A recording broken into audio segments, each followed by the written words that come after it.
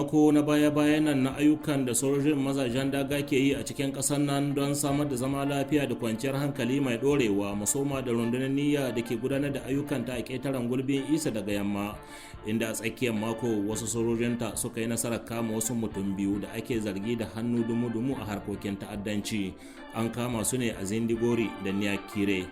Shi dai kama waɗannan mutane ya taimaka matuƙa wajen samar da kwanciyar hankali da zama lafiya mai ɗorewa a cikin wannan yanki, sannan kuma ba shakka zai dagula ma ƙungiyoyin 'yan ta'adda al'amuransu dangane da tsare-tsaren da suke yi na kawo hari daga wannan wuri zuwa wancan. A Tammu, direban wata babban mota ne ta ɗaukar kaya sojojin suka yi nasarar kamawa ɗauke da miyagun kayayyaki masu ɗimbin yawa. Bincika motar da sojojin suka yi ya ba su damar kama waɗannan kayayyakin, wanda ba shakka hakan zai hana a kaima 'yan ta'adda ire-iren waɗannan kayayyaki da suke amfani da su a yankunan gabacin ƙasar Burkina Faso da kuma cikin yankin Park du Dube. Sannan domin kyautata mu'amala dangantaka ta girma da arziki tsakanin sojoji da sauran jama'a farar hula, al'ummar ta Tannu ta amfana matuƙa da ƙwararrun likitoci sojoji waɗanda suka je suka rika duba lafiyar jama'a tare da rarraba magunguna kyauta ga wasu marasa lafiya su kimanin 100. Dabra da haka wasu sojojin har ila yau da ke sintiri wajen Wurge Lagyo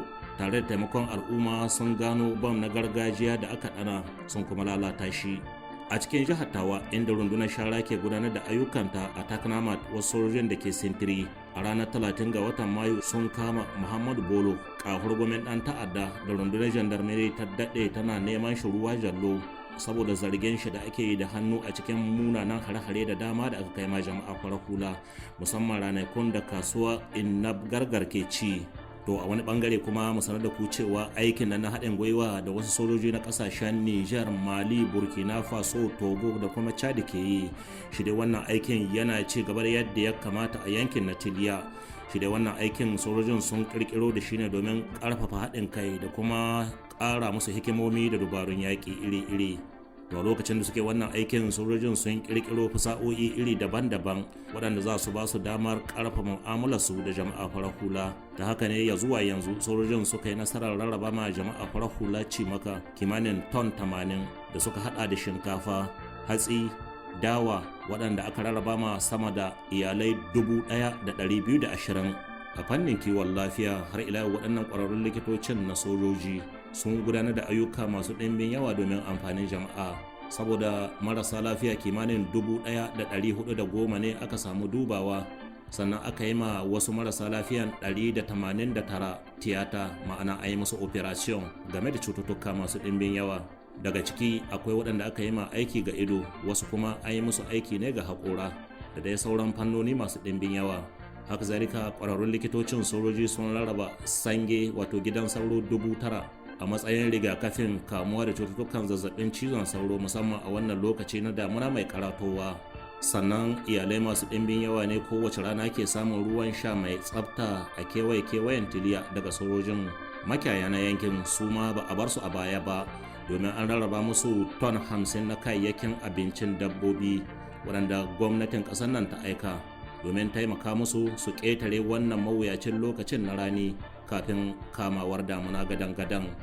A cikin jihar da Magaram, yankin tsaro na uku, sojojin da ke aiki can sun bi wasu motoci guda 3 da ake da shakku ake da zargi kwarai da gaske a kansu. A ƙarshe dai sojojin sun yi nasarar tsaye da waɗannan motocin, inda kuma bayan an bincike su a yankin Daura an samu miyagun ƙwayoyi 758,653 tare da wani tarin miyagun kayayyaki barkatai. A cikin jihar Difa, inda rundunar haɗin gwiwa ke gudanar da ayyukanta, taka tsantsan ɗin da wasu sojojinta da ke gigimi ke nunawa ya ba su damar kama kumusa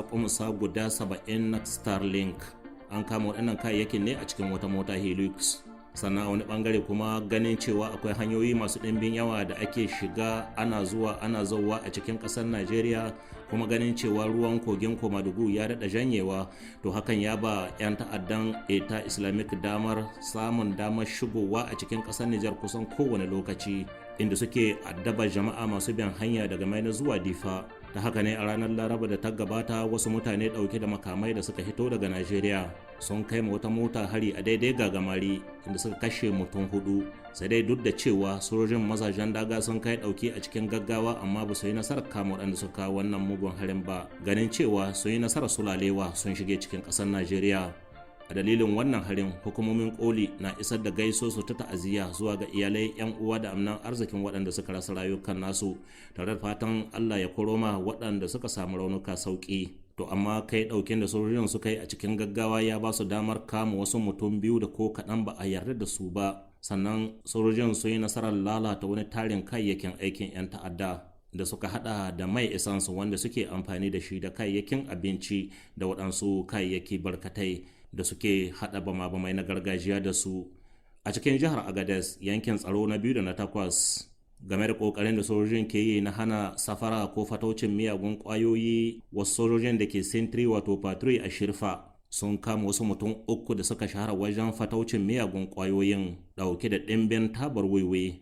a yankin Yamai, inda rundunar 'yancin ƙasa ke gudanar da ayyukanta. A ranar 31 ga watan Mayu da sassafe, wasu sojojin da ke sintiri bisa hanyar Yamai zuwa Torodi sun kama kusan litar 500 na essence wanda aka saka a cikin biduduwa 'yan litar 25 kowanne. To ba shakka wannan kamun shine na bila adadin da sojojin mazajen daga ke yi, wanda kuma ya taimaka matuƙa wajen katse ma 'yan ta'adda hanzari saboda yana hana musu samun man da suke amfani da shi. Saboda haka ya ku jama'a 'yan ƙasa maza da mata, babba da yaro, kusan da wannan aiki, wannan gwagwarmaya da sojojin mazajen daga ke yi suna buƙatar haɗin kan kowa da kowa. Kamar ku har hula ana buƙatar ku taimaka da duk wani labari akan wani abun da kuka ji ko kuka gani wanda ba ku yarda shi ba. Dalili kenan sojojin suka ware lambobi da kuke iya kira kyauta kowace rana a kowane lokaci domin ba da labarin. Sojoji ku kira su a lamba 40-40, 'yan sanda kuma ku kira su a lamba 83-83.